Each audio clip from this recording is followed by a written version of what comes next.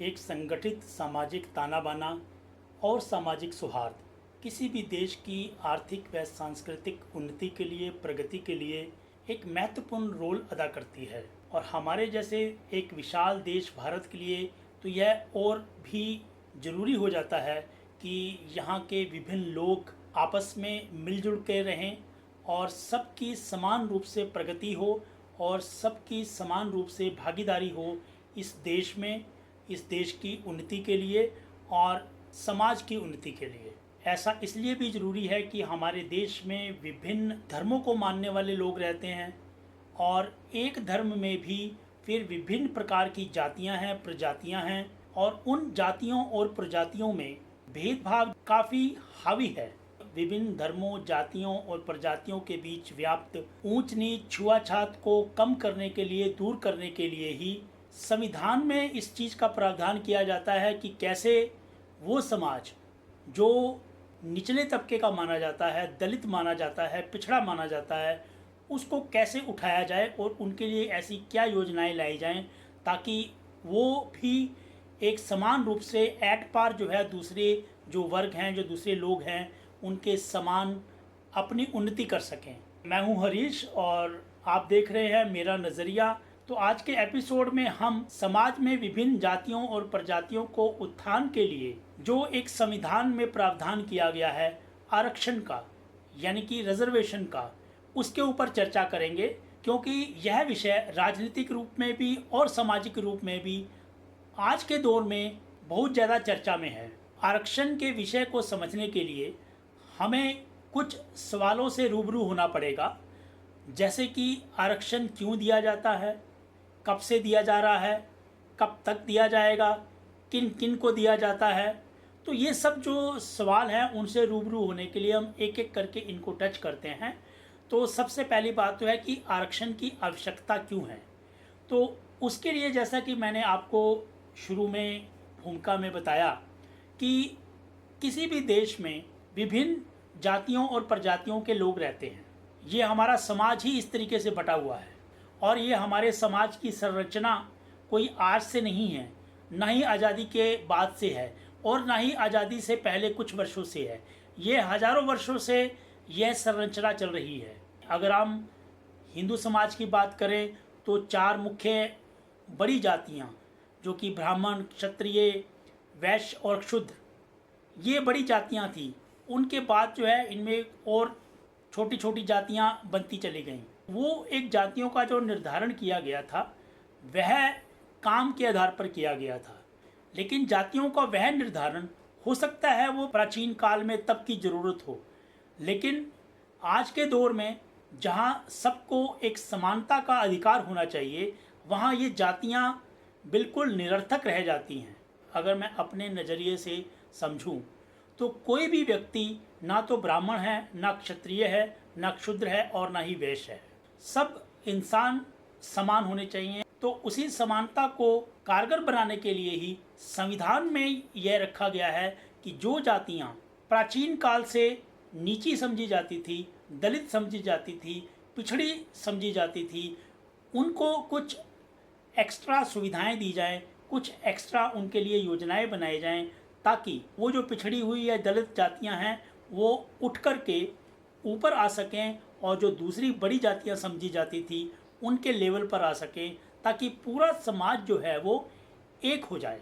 यही इसका मूल भाव है आरक्षण का। जब हमारा देश आज़ाद हुआ तो बाबा साहेब अम्बेडकर जी ने इस चीज़ का खास ख्याल रखा, क्योंकि तब तक समाज में जो जातियां और प्रजातियां, जो ऊंच नीच, छुआछात, उसका बहुत ज़्यादा बोलबाला था। शुरुआत में संविधान में 10 साल के लिए आरक्षण का प्रावधान रखा गया, जिसमें दो जातियां मुख्यतः शेड्यूल कास्ट और शेड्यूल ट्राइब्स, इनके लिए आरक्षण की व्यवस्था की गई। मतलब कि उनको सरकारी नौकरी और सरकारी कॉलेजेस में पढ़ने के लिए, हायर शिक्षा के लिए उनको प्रेफरेंस दिया जाएगा, यानी कि उनकी सीटें जो हैं वो रिज़र्व रहेंगी और वो तब जो है एससी को 15% और एसटी को 7.5%, इस तरीके से उनके लिए सीट्स रिजर्वेशन का, आरक्षण का प्रावधान किया गया। लेकिन बीते सालों में दूसरी जातियों ने भी यह कहना शुरू किया कि हम भी पिछड़े हुए हैं, हमें भी रिजर्वेशन दी जानी चाहिए। तो उसमें फिर ओबीसी को यानी कि अदर बैकवर्ड क्लासेस को भी जोड़ा गया और उसके लिए भी 27% रिजर्वेशन का प्रावधान रखा गया, जो कि मंडल कमीशन की रिपोर्ट के आधार पर, उनकी रिकमेंडेशंस के आधार पर किया गया था। 1991 में मंडल कमीशन की रिपोर्ट आई थी। उसके बाद से जो है ओबीसी यानी कि अदर बैकवर्ड क्लासेस, जो कि एससी और एसटी से हटकर के जो क्लासेस थी, उनको इस रिजर्वेशन का प्रावधान किया गया। इसके बाद यह मांग उठने लगी कि ऊंची जातियों में जो गरीब तबके हैं, आर्थिक रूप से कमज़ोर हैं, उनके लिए भी कुछ रिजर्वेशन का प्रावधान होना चाहिए।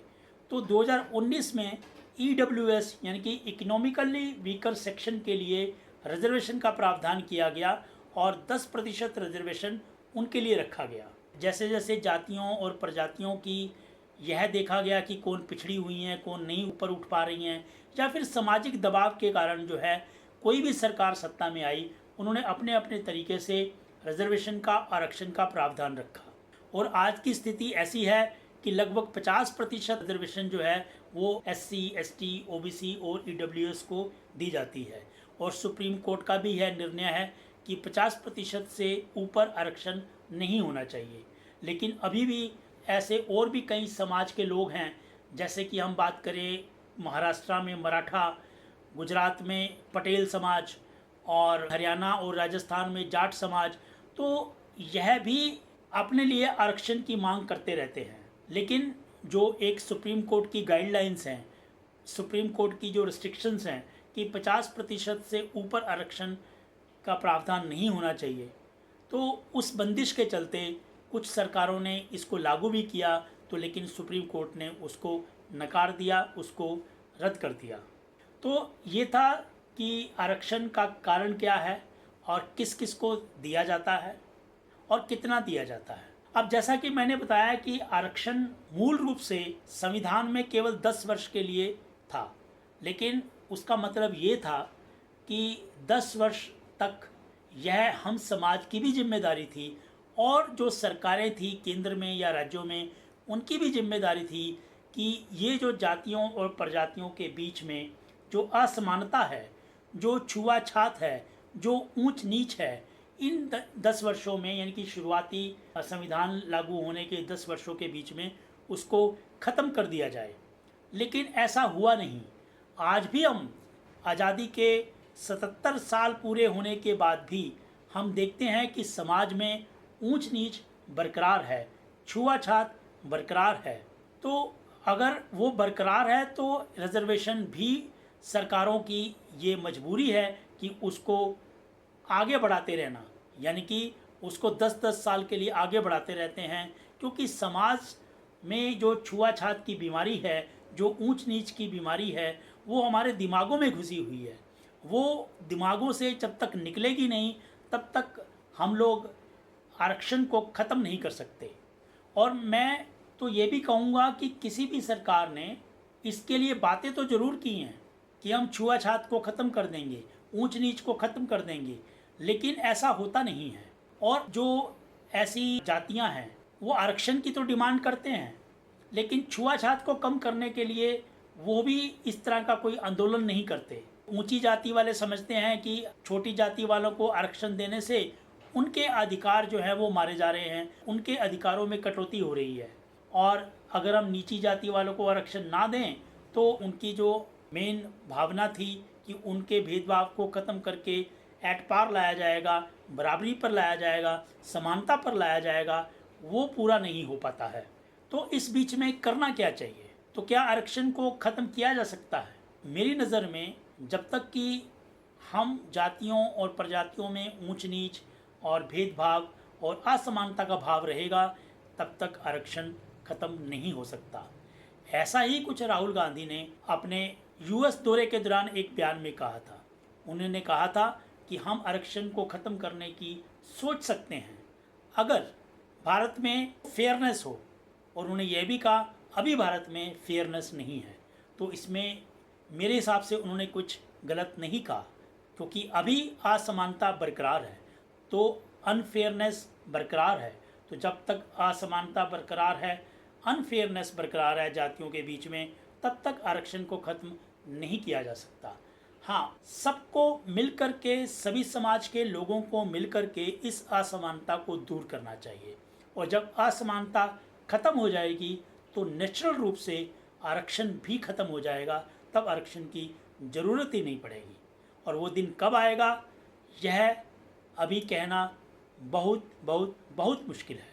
दूसरी तरफ यह भी देखा गया है कि आरक्षण की कुछ किंवदंतियाँ अभी भी हैं, जैसे कि जो क्रीमी लेयर है, तो क्रीमी लेयर के बारे में हालांकि ओबीसी में प्रावधान है कि जो क्रीमी लेयर वाले हैं, यानी कि जिनकी इनकम 8 लाख से ऊपर है, उनको ओबीसी में क्रीमी लेयर माना जाता है, तो उनको ओबीसी का आरक्षण का प्रावधान नहीं दिया जाएगा। हालांकि सेम जो क्रीमी लेयर का एससी और एसटी में भी होना चाहिए। ये मेरे को लगता है कि एससी और एसटी समाज को खुद सामने आना पड़ेगा कि जो ऐसा सोचते हैं कि अब हमारे से भेदभाव नहीं हो रहा है, अब हमें आरक्षण की ज़रूरत नहीं है, हम क्रीमी लेयर में आ चुके हैं, तो हमें आरक्षण नहीं मिलना चाहिए, हम आरक्षण नहीं लेना चाहते। लेकिन वो भी ऐसा सोचते हैं कि आरक्षण जब तक मिलता है लेते रहें, जो कि मेरी नज़र से गलत है। दोनों चीज़ें समान रूप से नहीं चल सकती।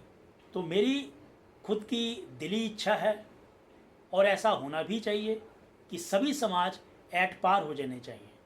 यानी कि मैं ये ना सोचूं कि ये नीची जाति का है, मुझे उससे बात नहीं करनी, उसके साथ बैठ कर के खाना नहीं खाना, या उसके साथ मैं रहन सहन नहीं कर सकता, या आपस में मैं अपने रिश्तेदारी नहीं बना सकता, मैं उनके यहाँ शादी नहीं कर सकता। तो जब तक ये ऊंच नीच की भावना ख़त्म नहीं होगी, तब तक आरक्षण ख़त्म नहीं हो सकता। और यह दोनों तरफ से होना चाहिए। जो जातियाँ ऊंची मानी जाती हैं, उनके दिमाग में ये आना चाहिए कि ये जातियाँ नीची नहीं हैं, और जो जातियाँ नीची मानी जाती हैं, अगर वो उनको फाइनेंशियली रूप से ऊपर उठ जाते हैं, अगर वो समाज में उनका मेल मिलाप एक जैसा हो जाता है, तो उनको खुद आकर के आरक्षण से अपने आप को बाहर कर लेना चाहिए। तभी जा कर के धीरे धीरे यह समानता हम अपने समाज में ला पाएंगे। अन्यथा ऐसा अनिश्चित काल तक चलता जाएगा, जो कि बिल्कुल भी नहीं होना चाहिए। ना ही ऐसा बाबा साहेब अम्बेडकर ने कभी चाहा था। बाबा साहब अम्बेडकर ने 10 साल का आरक्षण का प्रावधान इसीलिए किया था कि वो नहीं चाहते थे कि आरक्षण सदैव के लिए हो। वो चाहते थे कि समाज जो है वो बराबरी पर आए, और उस समाज को बराबरी पर लाने के लिए उन्होंने आरक्षण का प्रावधान रखा था। लेकिन राजनीतिक लोगों ने उसको एक वोट का टूल बना लिया। तो मैं यह कहना चाहूँगा कि अपने आप को वोटिंग टूल की तरह इस्तेमाल ना होने दें, और बराबरी के हक़ के लिए आंदोलन करें और बराबरी के हक़ के लिए लड़ें। ऐसा ही ऊंची जाति वालों को चाहिए कि वो अगर आरक्षण को ख़त्म करवाना चाहते हैं, और सभी को एक समानता के आधार पर, यानी कि उसकी योग्यता के आधार पर, चाहे वो नौकरी हो या उच्च शिक्षा के लिए एडमिशन हो, तो उसके लिए अगर वो करना चाहते हैं, तो उनको भी खुले दिल से एक्सेप्ट करना पड़ेगा कि ये जाति नीची नहीं है, या इनसे मुझे कोई छुआछात नहीं रखनी है, या इनसे मुझे कोई भेदभाव नहीं रखना है। ऐसा खुल करके सभी को सामने आना पड़ेगा।